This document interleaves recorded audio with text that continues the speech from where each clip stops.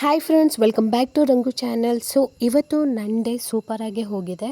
So ನನ್ನ day ಹೇಗೆ ಹೋಗಿದೆ ಅಂತ ಇವತ್ತು ನಿಮ್ಮ ಜೊತೆ ನಾನು ತೋರಿಸ್ತಾ ಇದ್ದೀನಿ, ನಿಮ್ಮ ಜೊತೆ ಹಂಚ್ಕೊತಾ ಇದ್ದೀನಿ. ಸೊ ಈ ವಿಡಿಯೋನ ಎಲ್ಲೂ ಸ್ಕಿಪ್ ಮಾಡಿದೆ ಲಾಸ್ಟ್ವರೆಗೂ ನೋಡಿ ಅಂತ ಹೇಳ್ತಾ ಈ ವ್ಲಾಗ್ನ ಇವತ್ತು ಸ್ಟಾರ್ಟ್ ಮಾಡ್ತಾ ಇದ್ದೀನಿ.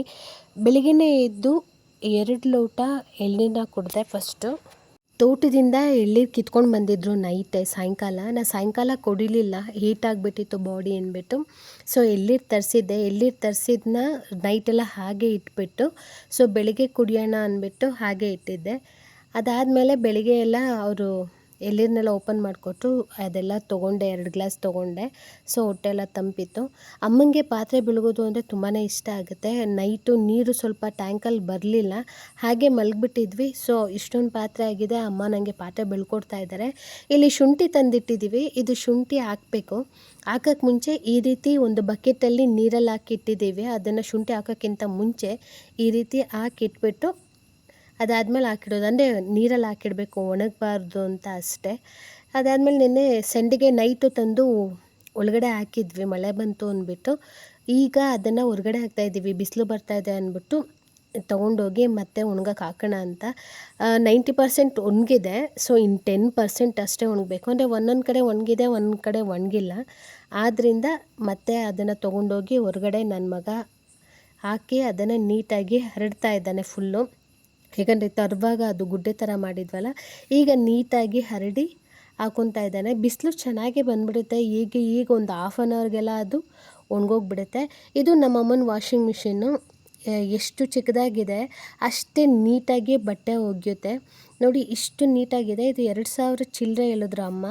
ಈ ರೀತಿ ಬಕೆಟ್ಗೆ ಅಥವಾ ಈ ರೀತಿ ನೋಡಿ ಈ ಥರ ಗ್ರಿಪ್ ಕೊಡ್ತಾರೆ, ಹಾಕ್ಬಿಟ್ಟು ಬಿಟ್ಬಿಟ್ರೆ ಸೊ ನಿಮ್ಮ ಡೈಲಿ ಬಟ್ಟೆ ಆದರೆ ಡೈಲಿ ಬಟ್ಟೆ ಅಂದರೆ ಒನ್ ಡೇ ಹಾಕ್ಕೊಂಡು ಬಿಚ್ಚಾಕೋದಾದರೆ ನೀವು ನೆಕ್ಸ್ಟು ಮತ್ತೆ ಕೈಯಲ್ಲಿ ಉಜ್ಜೋದು ಬೇಡ, ಡೈರೆಕ್ಟಾಗಿ ಜಾಲಿಸ್ಬಿಟ್ಟು ಹಾಕ್ಬಿಡ್ಬೋದು. ಬಟ್ ಕೊಳೆ ಬಟ್ಟೆ ಆದರೆ ಒಂದು 70% ಕೊಳೆ ತೆಗಿಯುತ್ತೆ, ಇನ್ನು 30% ಮಾತ್ರ ನೀವು ಬ್ರಷ್ ಮಾಡ್ಕೊಬೇಕಾಗುತ್ತೆ. 70% ಕೊಳೆ ನೀಟಾಗಿ ತೆಗಿಯುತ್ತೆ. ನಾನು ಇದು ಏನು ಇದು ಈ ರೀತಿ ಇದೆ, ಕೊಳೆ ಹೋಗುತ್ತಾ ಅಂತ ನಾನು ಅಂದ್ಕೊಂಡಿದ್ದೆ, ಬಟ್ ನೀಟಾಗಿ ಹೋಗುತ್ತೆ. ವಾಷಿಂಗ್ ಮಿಷಿನ್ ಚೆನ್ನಾಗಿದೆ, ಇಲ್ಲಿ ತೊಗೊಬೋದು.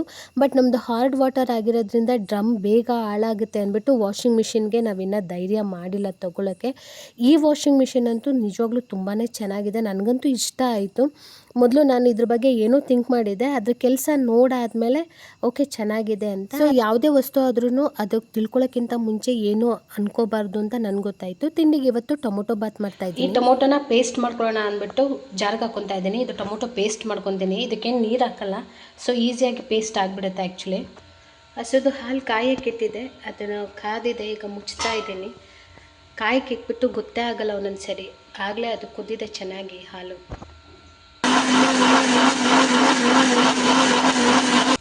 ಸೊ ಟೊಮೊಟೊ ರುಬ್ಕೊಂಡಾಗಿದೆ, ಅದನ್ನು ಇದಕ್ಕೆ ಹಾಕ್ಕೊತಾ ಇದ್ದೀನಿ. ಈಗ ಟೊಮೊಟೊ ರುಬ್ಬ ಆಗಿದೆ. ಈಗ ನೆಕ್ಸ್ಟ್ ಇದಕ್ಕೆ ಮಸಾಲೆ ಹಾಕ್ಕೊತೀನಿ.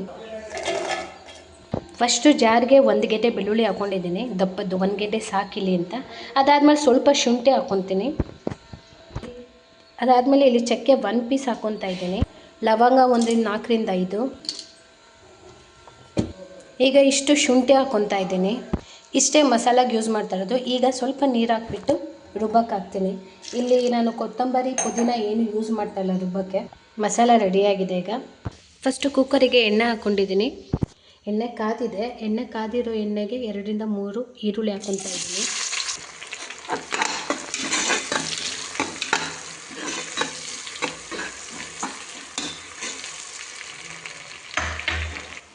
ಈಗ ಈರುಳ್ಳಿ ಫ್ರೈ ಆಗಿದೆ. ಈಗ ಟೊಮೊಟೊ ಪ್ಯೂರಿ ಹಾಕ್ಕೊತಾ ಇದ್ದೀನಿ. ಟೊಮೊಟೊ ಪ್ಯೂರಿ ಹಾಕಿ ಸ್ವಲ್ಪ ಅದು ಫ್ರೈ ಆಗಬೇಕು. ಈಗ ರುಬ್ಕೊಂಡಿರೋ ಮಸಾಲೆಗಳು ಹಾಕ್ಕೊತಾ ಇದ್ದೀನಿ, ಪೇಸ್ಟ್ ಮಾಡಿದ್ನಲ್ಲ ಅದು. ಸ್ವಲ್ಪ ಅರಿಶಿನ ಹಾಕ್ಕೊತಾ ಇದ್ದೀನಿ.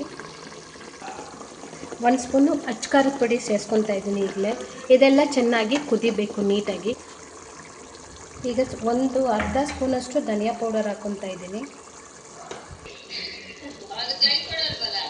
ಸೊ ಈಗ ಅಕ್ಕಿ ಹಾಕಿದ್ದೀನಿ, ಅಕ್ಕಿ ಹಾಕ್ಬಿಟ್ಟು ಈಗ ನೀರು ಹಾಕ್ತಾಯಿದ್ದೀನಿ. ಈಗ ನೀರು ಹಾಕ್ಕೊಂಡಿದ್ದೀನಿ ಎಷ್ಟು ಬೇಕೋ ಅಷ್ಟು. ಈಗ ಉಪ್ಪು ಹಾಕ್ಕೊತಾ ಇದ್ದೀನಿ. ಸ್ವಲ್ಪ ಹೆಚ್ಚಿರೋ ಪುದೀನ ಹಾಕ್ಕೊತಾ ಇದ್ದೀನಿ. ಇಲ್ಲಿ ನಾನು ಕೊತ್ತಂಬರಿ ಹಾಕ್ಕೊತಾ ಇಲ್ಲ, ಕೊತ್ತಂಬರಿ ಬದಲು ಇಲ್ಲಿ ಹೆಚ್ಚಿರೋ ಪುದೀನ ಹಾಕೊತಾ ಇದ್ದೀನಿ ಸಣ್ಣದಾಗಿ. ಸೊ ಈಗ ಲಿಡ್ ಕ್ಲೋಸ್ ಮಾಡಿ 3 ವಿಷಲ್ ಹಾಕಿದ್ರೆ ಟೊಮೊಟೊ ಬಾತ್ ರೆಡಿ ಆಗುತ್ತೆ.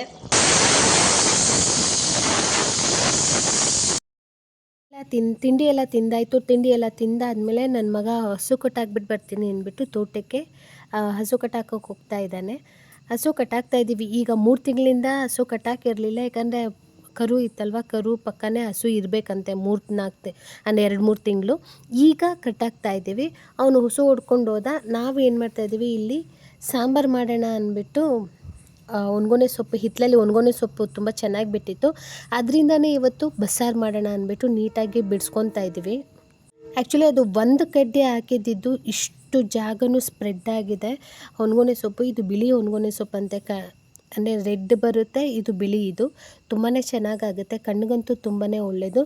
ಸೊ ಅದನ್ನೆಲ್ಲ ಕೂತ್ಕೊಂಡು ಎಲ್ಲರೂ ಸೋಸಿದ್ವಿ. ಅದಾದಮೇಲೆ ಅದರಲ್ಲೇ ಸಾಂಬಾರು ಮಾಡೋಣ ಅಂದ್ಬಿಟ್ಟು ಇಲ್ಲಿ ನಾನು ಹೆಸರು ಕಾಳು ಸ್ವಲ್ಪ, ಅವರೆಬೇಳೆ ಮತ್ತು ತೊಗರಿಬೇಳೆ 3ನೂ ಹಾಕ್ಬಿಟ್ಟು ಇವತ್ತು ಒಣಗೊನೆ ಸೊಪ್ಪಿನ ಬಸ್ಸಾರು ಮಾಡ್ಕೊತಾ ಇದ್ದೀನಿ. ಆ್ಯಕ್ಚುಲಿ ತುಂಬಾ ಚೆನ್ನಾಗಿರುತ್ತೆ ಬಸ್ಸಾರೆಲ್ಲ. ಈ ಸೊಪ್ಪಿನಲ್ಲಿ ಯಾವ ಸಾಂಬಾರು ಮಾಡಿದ್ರೂ ತುಂಬ ಟೇಸ್ಟಿಯಾಗಿ ಬರುತ್ತೆ. ಮೊದಲು ಇದನ್ನೆಲ್ಲ ಹಾಕಿ ಕೂಗಿಸ್ಕೊತಾ ಇದ್ದೀನಿ, ಅಂದರೆ ಕುಕ್ಕರಲ್ಲಿ ವಿಷಲ್ ತೆಗೆಸ್ಕೊತಾ ಇದ್ದೀನಿ. ಒಂದೇ ವಿಷಲ್ ಕೂಗಿಸ್ಕೊಂಡಿದ್ದು, ಯಾಕಂದರೆ ಅದು ಸ್ವಲ್ಪ ಬೇಗ ಬೆಂದ್ಬಿಡುತ್ತೆ ಅಂತ. ಅದಾದಮೇಲೆ ಖಾರ ಮಾಡ್ಕೊಳ್ಳೋಣ ಅಂದ್ಬಿಟ್ಟು ಈಗ ಬೆಳ್ಳುಳ್ಳಿ ಎಲ್ಲ ಬಿಡಿಸ್ಕೊತಾ ಇದ್ದೀನಿ. ಅಷ್ಟರಲ್ಲಿ ಅದು 1 ವಿಷಲ್ ಬಂತು. ಅದನ್ನು ಸೋಸ್ಕೊತಾ ಇದ್ದೀನಿ ಇಲ್ಲಿ ನೀಟಾಗಿ. ಸೊಪ್ಪು ಸಪ್ರೇಟು, ನೀರು ಸಪ್ರೇಟ್ ಮಾಡ್ಕೊತಾ ಇದ್ದೀನಿ. ಅದೆಲ್ಲ ಮಾಡ್ಕೊಂಡಾದಮೇಲೆ ಈಗ ಖಾರಕ್ಕೆ ಅಂದರೆ ಮಸಾಲೆಗೆ ಹುರ್ಕೊತಾ ಇದ್ದೀನಿ. ಬಾಣಲೆಗೆ ಸ್ವಲ್ಪ ಎಣ್ಣೆ ಹಾಕಿ 1-2 ಈರುಳ್ಳಿ ಹಾಕ್ಕೊಂಡಿದ್ದೀನಿ. 2 ಈರುಳ್ಳಿ ಫ್ರೈ ಮಾಡ್ಕೊತಾ ಇದ್ದೀನಿ. 2 ಈರುಳ್ಳಿ ಫ್ರೈ ಆದಮೇಲೆ ಇಲ್ಲಿ ಬೆಳ್ಳುಳ್ಳಿ ಮತ್ತು ಸ್ವಲ್ಪ ಕರಿಬೇವು ತೊಗೊತಾ ಇದ್ದೀನಿ. ಇಲ್ಲಿ ಬೆಳ್ಳುಳ್ಳಿ 1-2 ಗೆಡ್ಡೆ ತೊಗೊಂಡಿದ್ದೀನಿ. ಇಲ್ಲಿ ನೀವು ಬಸ್ಸಾರಿಗೆ ಬೆಳ್ಳುಳ್ಳಿ ಎಷ್ಟು ಹಾಕ್ತಿರೋ ಅಷ್ಟು ಚೆನ್ನಾಗಿರುತ್ತೆ, ಅಂದರೆ ಅದು ಒಂದು ಹದ ನೋಡ್ಕೊಂಡು ಹಾಕಬೇಕಷ್ಟೆ. ಅದಾದಮೇಲೆ ಸ್ವಲ್ಪ ಜೀರಿಗೆ ಹಾಕ್ಕೊತಾ ಇದ್ದೀನಿ. ಜೀರಿಗೆ ಹಾಕ್ಕೊಂಡು ಸ್ವಲ್ಪ ಹುರ್ಕೊತಾ ಇದ್ದೀನಿ. ಸ್ವಲ್ಪ ಕಾಯಿ ಹಾಕ್ಕೊತಾ ಇದ್ದೀನಿ. ನಾನು ಕಾಯಿ ಹಾಕ್ಕೊತೀನಿ ಬಸ್ಸಾರಿಗೆ, ಆಲ್ಮೋಸ್ಟ್ ಅಲ್ಲಿ ಎಲ್ಲ ಹಾಕ್ಕೊತಾನೆ. ಅದಾದಮೇಲೆ 4 ಟೊಮೊಟೊ ಹಾಕ್ಕೊತಾ ಇದ್ದೀನಿ. 4 ಟೊಮೊಟೊ, ಸ್ವಲ್ಪ ಹುಣಸೆಹಣ್ಣು ಹಾಕ್ಕೊಂಡು ಹುರ್ಕೊತಾ ಇದ್ದೀನಿ. ಸ್ವಲ್ಪ ಕರಿಬೇವು ಬಿಡಿಸ್ಕೊಂಡು ಹಾಕ್ಕೊತಾ ಇದ್ದೀನಿ. ಕರಿಬೇವನ್ನ ನನ್ನ ಮಗನಿಗೆ ತರಕ್ಕೆ ಹೇಳಿದ್ದೆ. ಅದನ್ನು ಖಾರ ಎಲ್ಲ ಹುರ್ಕೊಂಡಾದಮೇಲೆ ಅದನ್ನು ರುಬ್ಕೊಂಡಾಗ್ಬಿಟ್ಟು ಸೊ ಇಲ್ಲಿ ನಾನು ಕುಕ್ಕರ್ಗೆ ಮಸಾಲೆ ಹಾಕ್ಕೊತಾ ಇದ್ದೀನಿ. ಆಲ್ರೆಡಿ ನಾನು ಒಂದ್ಸರಿ ಬಸ್ಸಾರು ತೋರಿಸಿದ್ದೀನಿ, ಸೊ ಅದಕ್ಕೆ ನಾನೇನು ಡೀಟೇಲಾಗಿ ತೋರಿಸಿಲ್ಲ, ಅದಕ್ಕೋಸ್ಕರ ಈ ರೀತಿ ಮಾಡ್ಕೊತಾ ಇದ್ದೀನಿ. ಒಗ್ಗರಣೆ ಹಾಕ್ಕೊಂಡು ಆ ಖಾರ ಹಾಕ್ಕೊಂಡ್ಬಿಟ್ಟು ಉಪ್ಪು ಹಾಕ್ಕೊಟ್ಬಿಟ್ಟು ಅದು ಕುದ್ರೆ ಸಾಂಬಾರು ಆಗೋಯಿತು. ಈಗ ಸೊಪ್ಪಿಗೆ ಒಗ್ಗರಣೆ ಹಾಕ್ಕೊತಾ ಇದ್ದೀನಿ. ಸೊಪ್ಪಿಗೆ ಎಣ್ಣೆಗೆ ಸಾಸಿವೆ, ಜೀರಿಗೆ, ಕರಿಬೇವು, ಒಣಗಿದ ಮೆಣಸಿನ್ಕಾಯಿ, ಅದಾದಮೇಲೆ ಬೆಂದಿರೋ ಸೊಪ್ಪು, ಸ್ವಲ್ಪ ಕಾಯಿ ತುರಿ ಹಾಕಿ ಉಪ್ಪು ಹಾಕ್ಬಿಟ್ರೆ ಸೊಪ್ಪು ಒಗ್ಗರಣೆನೂ ಕೂಡ ಆಗೋಯಿತು. ಸೊ ಅದೆಲ್ಲ ನೀಟಾಗಿ ಮಾಡ್ಕೊಂಬಿಟ್ಟೆ. 5 ನಿಮಿಷಕ್ಕೆ ಸೊಪ್ಪು ಒಗ್ಗರಣೆ ಕೂಡ ಆಗೋಯಿತು, ಅಡುಗೆ ಆಗೋಯಿತು. ಅನ್ನ, ಸಾರು, ಸೊಪ್ಪು ಎಲ್ಲ ಆಯಿತು. ಈ ಕಡೆ ಸಾಂಬಾರು ಕೂಡ ಕುದಿ ಬಂತು. 1 ಕುದಿ ಬಂದರೆ ಸಾಂಬಾರು ಕೂಡ ರೆಡಿ.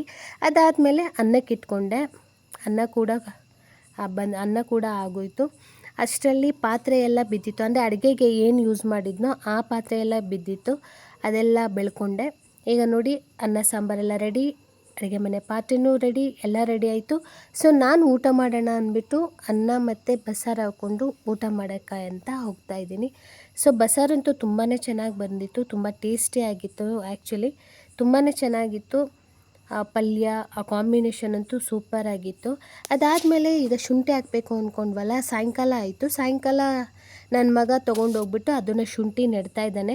ಈ ಸರಿ ಎಲ್ಲ ಆಲ್ಮೋಸ್ಟ್ ಅಲ್ಲಿ ಕೆಲಸ ಅವನ ಕೈಲೇ ಮಾಡಿಸ್ತಾಯಿದ್ದೀವಿ, ಯಾಕಂದರೆ ಅವನಿಗೆ ಗೊತ್ತಾಗಬೇಕು ಅಂದ್ಬಿಟ್ಟು. ಹಳ್ಳಿಯಲ್ಲೂ ಯಾವ ರೀತಿ ಮಾಡ್ತಾರೆ ಮುಂದಕ್ಕೆ ಎಲ್ಲ ಅವನೇ ಮಾಡಬೇಕಾಗಿರೋದ್ರಿಂದ ನೋಡ್ಕೊತಾ ಇದ್ದಾನೆ ಎಲ್ಲ. ಆ್ಯಕ್ಚುಲಿ ಶುಂಠಿ ಎಲ್ಲ ಅವನ ಕೈಲೇ ನೆಡ್ಸಿದ್ವಿ. ಎಲ್ಲ ನೀಟಾಗಿ ಕೆಲಸ ಮಾಡ್ತಾನೆ, ಕಲಿತಾ ಇದ್ದಾನೆ. ಆ್ಯಕ್ಚುಲಿ ಹೇಳ್ಬೇಕಂದ್ರೆ ಶುಂಠಿ ಎಲ್ಲ ಹೀಗೆ ನೆಟ್ಕೊಳ್ಳೋದು. ಸೊ ಅದಕ್ಕೆ ನಾವು ಶುಂಠಿ ಯಾವುದೂ ನಾವು ಕೊಂಡ್ಕೊಳ್ಳಲ್ಲ. ಅರಿಶಿನ ಆಗ್ಬೋದು, ಶುಂಠಿ ಆಗ್ಬೋದು, ಇದೇ ರೀತಿ ಬೆಳ್ಕೊತೀವಿ.